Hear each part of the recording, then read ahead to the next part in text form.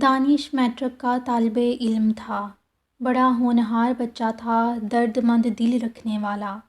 کسی کو مصیبت میں دیکھتا تو فوراً اس کی مدد کو پہنچ جاتا اور اس کی مدد کرنے کی ہر ممکن کوشش کرتا۔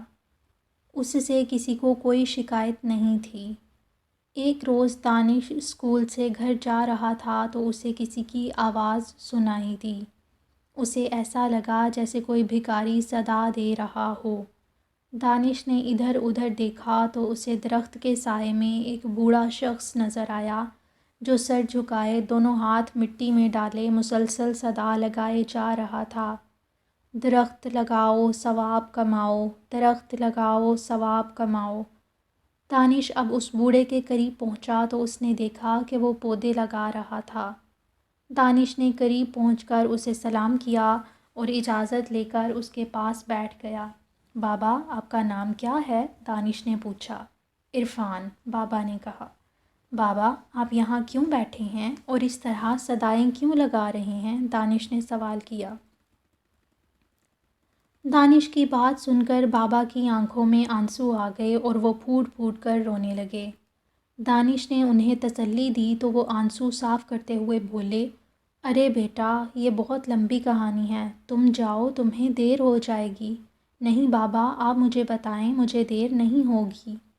بابا نے کہنا شروع کیا، یہ ان دنوں کی بات ہے جب میں انٹر پاس کر کے ایک لکڑی کے کارخانے میں ملازم ہوا۔ اللہ کے فضل سے میں ایک ذہین نوجوان تھا، تمام کام جلدی سیکھ گیا اور مہارت بھی حاصل کر لی۔ میں اپنے کام میں اتنا ماہر ہو گیا تھا کہ مجھے کسی کی رہنمائی کی ضرورت بھی محسوس نہیں ہوتی تھی۔ میری ذہانت اور جلد سیکھنے کی صلاحیت نے میرے اندر غرور پیدا کر دیا۔ میں نے اپنی اس تبدیلی کو محسوس بھی کیا لیکن نظر انداز کر دیا۔ ایک روز میں کام پر دیر سے پہنچا تو کارخانے کے مالک نے مجھے بہت ڈانٹا اور سب لوگوں کے سامنے میری بے عزتی کی۔ اصل میں وہ پہلے سے ہی کسی بات پر غصے میں بھرے بیٹھے تھے۔ مجھے دیکھتے ہی انہوں نے سارا غصہ مجھ پر اتار دیا۔ میں نے ہمیشہ اپنا کام ایمانداری سے کیا تھا اور وقت کا بھی ہمیشہ خیال رکھا تھا، اس لیے مجھے اپنے مالک کی بات بہت بری لگی اور میں نے غصے میں آ کر ملازمت چھوڑ دی۔ گھر آ کر میں نے اپنی ماں کو سارا قصہ سنایا۔ ماں نے مجھے بہت سمجھایا کہ بیٹا، وہ تمہارے مالک ہیں اور عمر میں بھی تم سے بہت بڑے ہیں۔ اگر انہوں نے تمہیں کچھ کہہ بھی دیا تو اس میں کیا برائی ہے؟ بڑے جو کہتے ہیں اس میں بچوں کی بھلائی ہی ہوتی ہے۔ آج کل کے نوجوانوں میں تو برداشت نام کی کوئی چیز ہی نہیں ہے۔ تم کل کارخانے جا کر اپنا کام دوبارہ شروع کرنا۔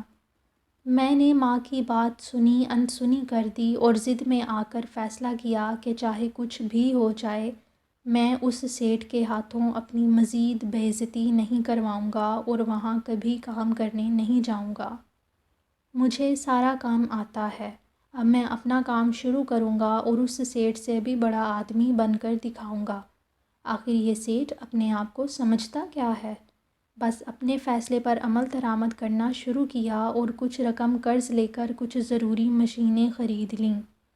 اب مجھے لکڑیوں کی ضرورت محسوس ہوئی، لہٰذا میں نے اپنے آس پاس کے علاقے کے درخت کاٹنے شروع کر دیے تاکہ اپنا کام شروع کر سکوں۔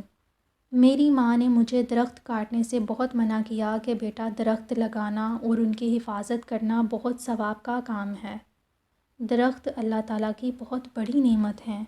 درخت ہمارے ملک کو خوبصورت اور ماحول کو خوشگوار بناتے ہیں۔ درخت ہمیں سبزیاں، پھل، جڑی بوٹیاں اور سایہ فراہم کرتے ہیں۔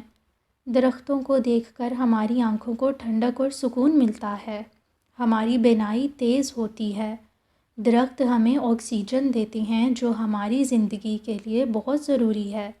اس کے علاوہ درخت ہمارے ماحول کو آلودگی سے بھی بچاتے ہیں۔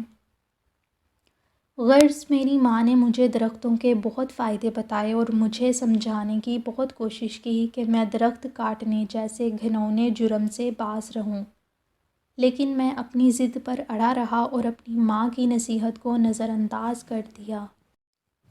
ایک روز میں درخت کاٹنے میں مصروف تھا کہ مجھے کسی کے کراہنے کی آواز سنائی دی۔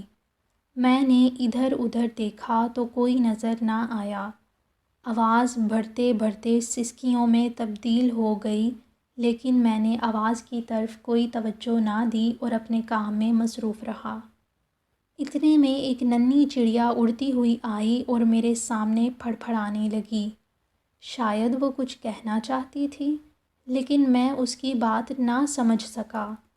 گھر آ کر میں نے ماں سے اس بات کا ذکر کیا تو انہوں نے کہا کہ وہ سسکیاں ان درختوں کی تھیں جنہیں تم کاٹ رہے تھے، اور وہ فریاد کر رہے تھے کہ ہمیں مت مارو، ہمیں جینے دو، اور وہ ننھی چڑیا اپنے گھر کی بربادی پر تڑپ رہی تھی اور تم سے التجائیں کر رہی تھی کہ خدا کے لیے مجھے بے گھر مت کرو۔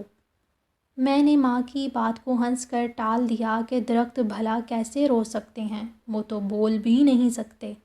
ماں نے کہا، بیٹا درخت جاندار ہیں، وہ سب کچھ محسوس کر سکتے ہیں۔ وقت گزرتا گیا، میں نے خوب دل لگا کر محنت کی، اپنا کارخانہ لگا لیا، دولت کی ریل پیل ہو گئی اور آخر کار میں سیٹھ سے بھی زیادہ دولت مند ہو گیا۔ اس دوران میری عمر بھی کافی زیادہ ہو گئی اور میری ماں بھی اللہ کو پیاری ہو گئی۔ میں اکیلا رہ گیا۔ مرتے دم تک ماں یہی کہتی رہی کہ بیٹا درخت مت کاٹنا اور پرندوں اور درختوں کی بد دعاؤں سے بچنے کی کوشش کرنا، اور میں ہمیشہ یہی سوچتا کہ بھلا درخت کیسے بد دعا دے سکتے ہیں۔ ایک روز میں اپنے کارخانے میں کام کر رہا تھا کہ اچانک کارخانے میں آگ لگ گئی۔ دھوئیں سے میرا دم گھٹنے لگا اور میں بے ہوش ہو گیا۔ جب ہوش آیا تو میں ہسپتال میں تھا۔ مجھے سانس کی بیماری لاحق ہو گئی اور میرا سب کچھ جل کر راکھ ہو گیا۔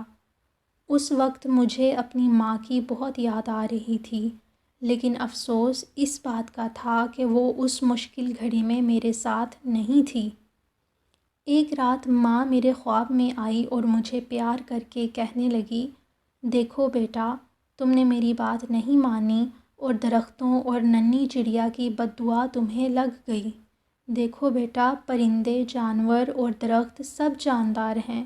یہ کچھ بولتے نہیں، لیکن محسوس سب کرتے ہیں۔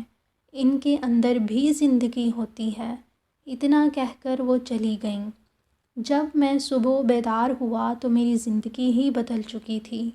مجھے اپنی ماں کی تمام باتیں اچھی طرح سمجھ میں آ چکی تھیں۔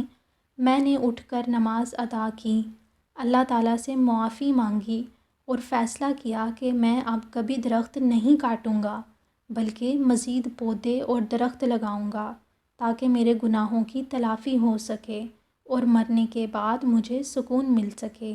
اسی لیے میں اور لوگوں کو بھی یہی نصیحت کرتا ہوں کہ درخت لگاؤ، ثواب کماؤ، درخت لگاؤ، ثواب کماؤ۔ بابا اپنی داستان سناتے سناتے رو پڑے اور دانش سے بولے، بیٹا درخت لگانا صدقہ جاریہ ہے۔ تم مجھ سے وعدہ کرو کہ تم گھر جا کر ایک پودا ضرور لگاؤ گے اور ہمیشہ اس کا خیال رکھو گے اور اس کی بد دعا سے بھی بچو گے۔